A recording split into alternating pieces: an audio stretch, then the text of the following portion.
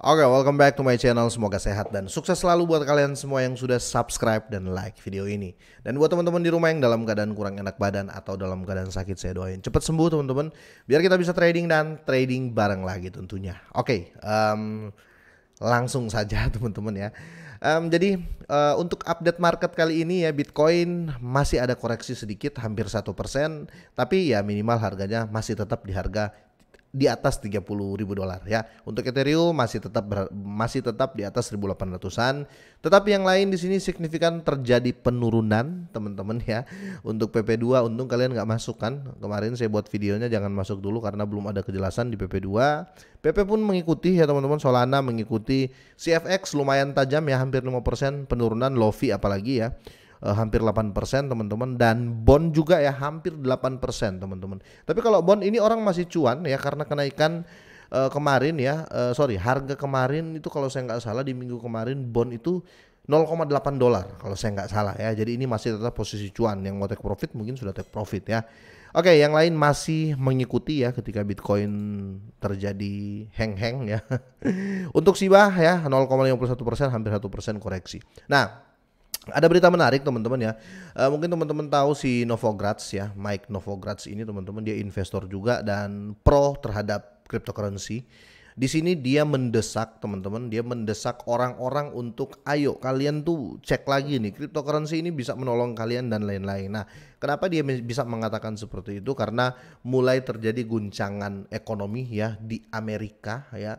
Kita tahu kan sekarang sudah ada aliansi BRICS teman-teman ya. Ini Amerika kayaknya mulai kena nih ya, mulai berdampak karena utangnya Amerika makin kesini makin banyak dan makin kesini ya makin ketahuan gitu loh ya, yang selama ini kita nggak tahu. Dan bagus ya si Mike Novogratz ini, dia mengatakan kalau ke cryptocurrency ya itu akan aman. Tapi nanti saya akan jelaskan, saya bahas dulu artikelnya. Nah, di sini ada dua artikel teman-teman ya. Ketika ada berita seperti ini ya, ini sangat-sangat menarik karena 71.000 Bitcoin langsung dibeli oleh Wells dalam gerakan akumulasi terbaru ya. Mungkin teman-teman bilang, loh kok diserok 71 juta tapi Bitcoin masih harganya kok nggak langsung signifikan. Ingat ya, kita harus tahu supply and demand ya. Jadi coba deh kalian buka exchange saat ini, ketika ada orang beli, ada nggak yang menjual? Pasti ada yang menjual, tapi minimal ini membentuk keyakinan kalau Bitcoin ini bisa dibilang future ya, masa depan ya, kira-kira gitu. Kita langsung bahas dulu di artikel pertama teman-teman ya, karena ini menarik. Tapi sebelumnya Dior ya, bukan berarti kita langsung jor-joran ikut dia. Tapi kalau saya pribadi setuju sih teman-teman. Oke, jadi pendukung Bitcoin Mike Novogratz dia membunyikan alarm tentang meningkatnya utang nasional Amerika Serikat. Nah, ini parah nih ya. Mendesak investor untuk membeli Bitcoin ya. Saya setuju sama dia. Miliarder terkenal, pedagang dan advokat juga ya yang pro sekali sama kripto, yaitu Mike Novogratz telah mengeluarkan seruan ya, bertindak mendesak investor untuk mempertimbangkan membeli Bitcoin yang menyusul pengungkapan atau telah terungkap ya yang mengejutkan mengenai peningkatan utang nasional Amerika Serikat. Ya, pernyataan itu muncul setelah Charlie Bilello, kepala strategi pasar, yang mengungkapkan bahwa utang nasional telah melonjak secara mengejutkan sebesar 1 triliun dolar ya sejak penangguhan plafon utang ya di bulan lalu. Jadi Amerika Serikat ini makin bahaya teman-teman. Nanti saya akan jelasin ya, saya bahas ini dulu. Di sini si Novogratz ini ya, dia ungkapkan ya kekecewaannya atas peningkatan utang yang mengkhawatirkan, dan dia memberi label sebagai ya ini gila katanya, itu tanggapannya. Dia memohon kepada para pengikutnya atau followernya mengeksplorasi potensi Bitcoin. Mungkin ada yang belum tahu ya, jadi dia tekankan lagi, ayo kalian explore Bitcoin nih ya, ini bakal aman dan lain-lain ya, kira-kira seperti itu. Nah, dan sebagian besar disebabkan oleh kebijakan moneter ekspansif dari pemerintah. Menarik ya perhatian pada angka-angka yang diberikan oleh Bilello, utang publik ya Amerika Serikat saat ini mencapai 32,47 triliun dolar. Wow, ini ngeri teman-teman ya. Pada minggu pertama bulan Juli, jumlah selangit ini melebihi batas pinjaman maksimum ya. Sedangkan batas pinjaman maksimal saya cuma 31,4 triliun. Sedangkan mereka punya utang itu over limit teman-teman ya, sampai 32,47 ya, yang dianggap usang oleh undang-undang yang ditandatangani pada awal Juni ya. Undang-undang tersebut secara efektif menghilangkan plafon utang untuk sementara hingga 1 Januari 2025 sekaligus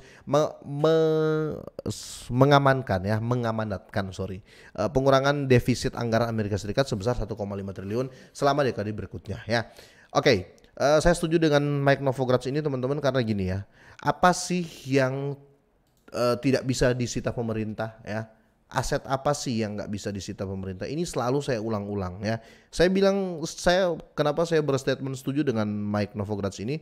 Ya karena kalau terjadi apa, ini kita konteksnya kita bahas masalah berita ini ya, dan tentu di Amerika ya. Kalau seandainya terjadi krisis besar-besaran di Amerika, utangnya makin gede dan lain-lain, segala sesuatu bisa terjadi teman-teman ya. Ya pengambilan aset akan terjadi masalah ini itu, intinya tentang ekonomi yang menguntungkan negara. Nah, si Mike Novogratz ini dia melihat mungkin seperti itu ya.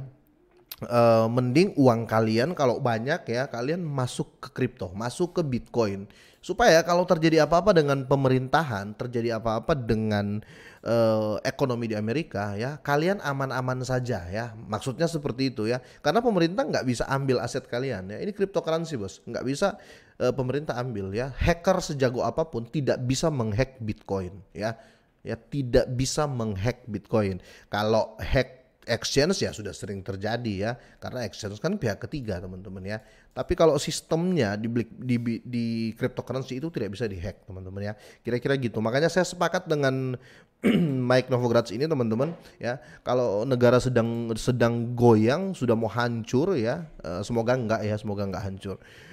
Sudah goyang, mending uang kalian itu kalian taruh ke Bitcoin ya, karena nggak bakal hilang ya, kecuali kalian lupa password exchange ataupun kalian kehilangan semuanya ya, mengenai data-data seperti KTP hilang ya, lupa password, email lupa dan lain-lain ya, itu kesalahan kalian, bukan kesalahan di kriptonya. Kira-kira gitu. Saya sepakat dengan Novogratz. Menurut kalian sama nggak ya? Apa gimana? Kalau saya tetap sepakat 1000% saya sepakat ya, karena kalau terjadi apa-apa sekali lagi ya, negara bisa melakukan apa saja ya. Contoh, kalian punya emas bisa disita negara bos, kalian punya tanah bisa disita negara. Apa yang kalian punya yang nggak bisa disita negara ya?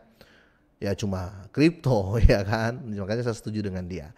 Oke, dan di sini kalian lihat ya, dengan ada berita ini ya, Bitcoin langsung diserok Wells 71.000 Bitcoin ya. Ini gila sih menurut saya ya, 71.000 Bitcoin ya, karena sadar dengan teknologi teman-teman ya. Daripada uangnya dia simpan di bank kemakan inflasi ya. Jangan kaget lihat ATM kalian atau saldo kalian, loh kok setiap tahun berkurang ya, setiap bulan berkurang ya, mungkin 100.000 200.000 ya. Ya karena tetap kemakan inflasi teman-teman ya, semakin lama semakin habis, value-nya makin kecil ya. Uangnya sama 100 lembar value-nya makin turun, kira-kira gitu. Kalau di kripto tidak ada value-nya tuh, tidak ada inflasi ya, tidak ada inflasi di kripto ya. Kalau value turun naik ya ada ya kan, karena harga fluktuatif. Kira-kira seperti itu. Menurut kalian bagaimana? Kalian sepakatkah dengan Novogratz ini? Kalau saya sepakat teman-teman ya. Semoga ini bermanfaat ya. Semoga sehat dan sukses terus buat kalian semuanya.